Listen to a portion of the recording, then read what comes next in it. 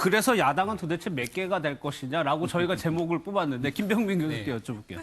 이현주 의원이 신당 창당, 글쎄 유력한 정치인이긴 하지만 그 정도 되는지 좀 의구심이 들기도 하지만 의도가 좀 있을 거라는 생각이 좀 들거든요. 네, 1인 정당을 창당하겠다는 것 같고요. 예. 그러니까 정당에 대한 현역 의원이 올 사람은 없는데 외부에 있는 젊은 사람들을 모으겠다는 얘기를 합니다.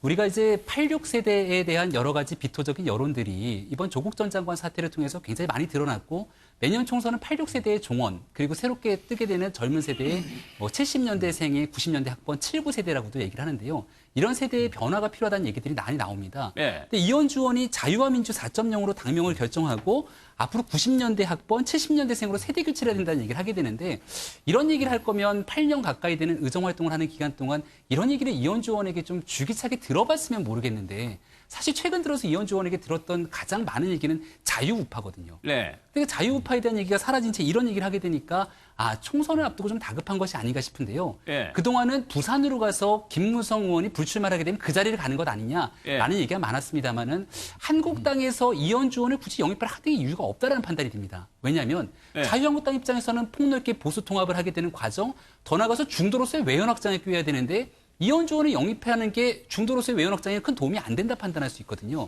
그러니까 지금 보수 통합을 하겠다라고 하는 큰 장이 섰으니 혼자 움직이는 것보다는 당을 하나 만들어서 어떻게든지 간에 몸값을 높이는 것이 낫지 않겠느냐라는 판단에 움직인다라고 하는 분석들이 있는 것 같은데 저는 대한민국에서 내년 총선 앞두고 움직이는 정치인들은 지난 4년 전체에 대해서 어떤 활동을 했는지를 바탕으로 제발 좀 활동하고 말을 했으면 좋겠다는 생각입니다. 알겠습니다. 통합, 보수 통합 관련해가지고 움직임도 살펴볼 텐데 저희가 좀 영상을 좀 구성을 해봤습니다. 영상을 좀 보겠습니다.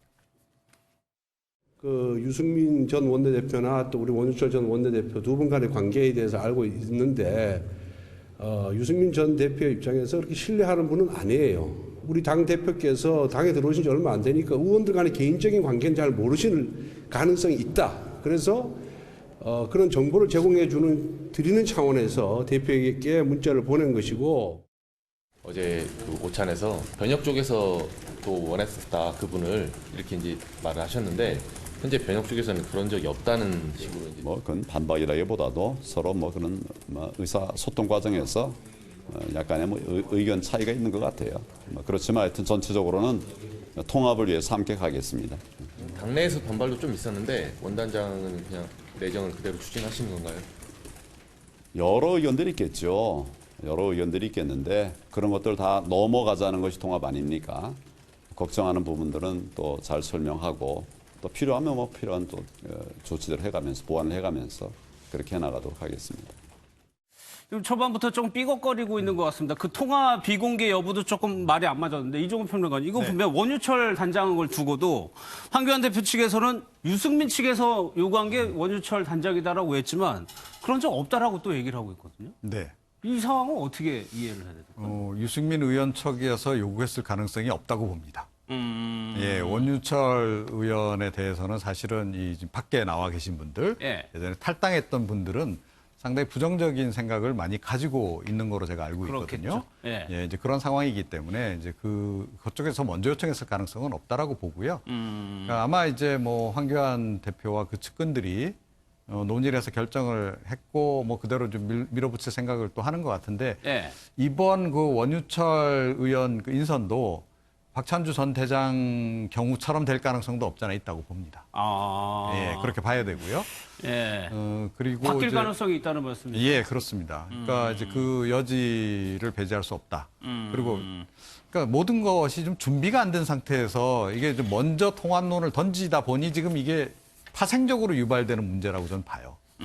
그러니까 내부에서도 교통정리도 좀 하고 역할 분담도 제대로 이루어진 상태에서 전략적으로 이렇게 대통합 제안을 적절한 시기에 했어야 하는데 이제 그것도 실패한 그런 상황인 거고 이현주 의원이 신당 창당으로 나가는 거 역시 전략적인 실패 포인트 가운데 하나라고 봐야 됩니다. 그러니까 이현주 의원은 아마 기다렸을 겁니다. 근데 기다리다 지쳐서 지금 신당을 창당하는 거로 봐야 되거든요. 그러니까 응답하라 황교안. 자, 그랬는데 황교안 대표가 아무 연락이 없어요. 네, 그럼 어떻게 하겠습니까? 그러면 신당이라도 창당해서 내 세력이라도 키워놔야 나중에 대통합 논의가 있을 때 내 지분을 그래도 확보할 수 있겠다라는 생각을 하지 않겠습니까? 여의도에 최근에요. 반농담으로 많이 떠도는 얘기가 뭔지 아세요? 뭐예요? 지금 신당 창당하려고 하는 사람들이 여의도에만 100명이 넘는다.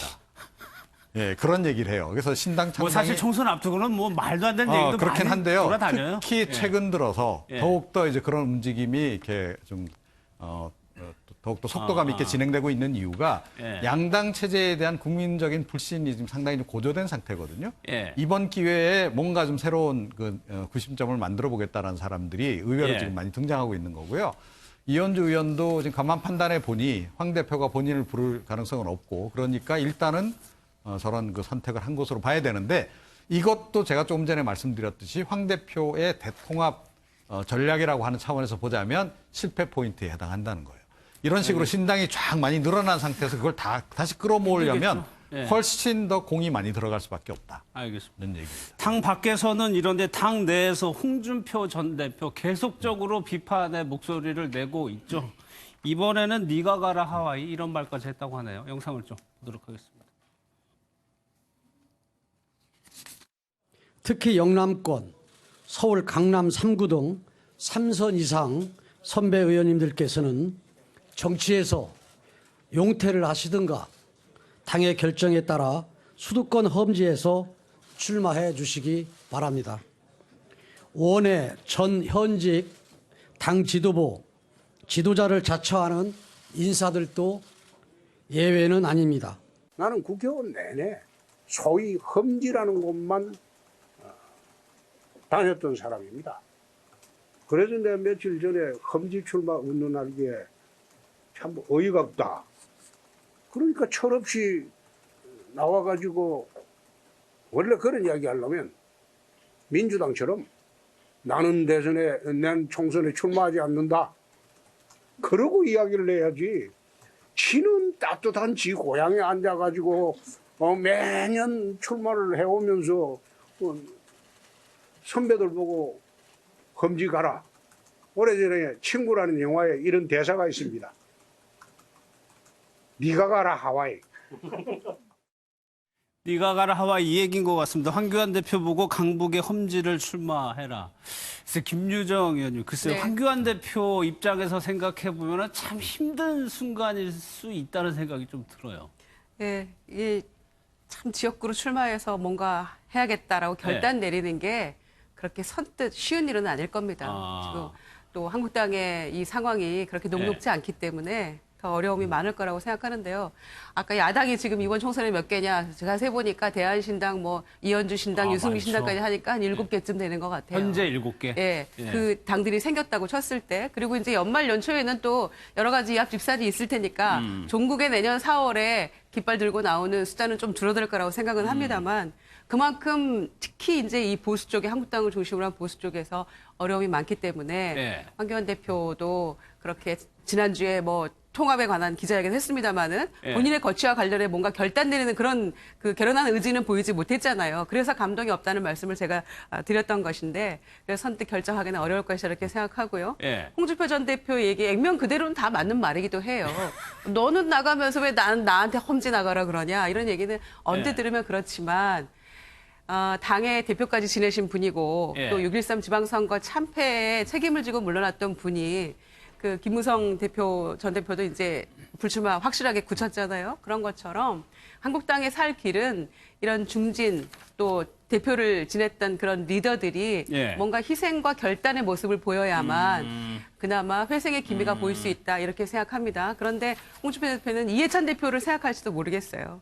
지난번에 공천 배제됐는데 거기에 불복하고 무소속 출마해서 지금 당 대표가 됐고 잡았죠. 그리고 20년, 30년 집권하겠다 지금 이렇게 외치면서 중심에 서고 있잖아요. 그런 모습 보면서 나도 가능하지 않을까라는 또 그런 생각을 각자는 다 그렇습니다. 선거 나가는 사람은 남들은 다 진다고 해도 본인들은 나는 이긴다. 그렇죠.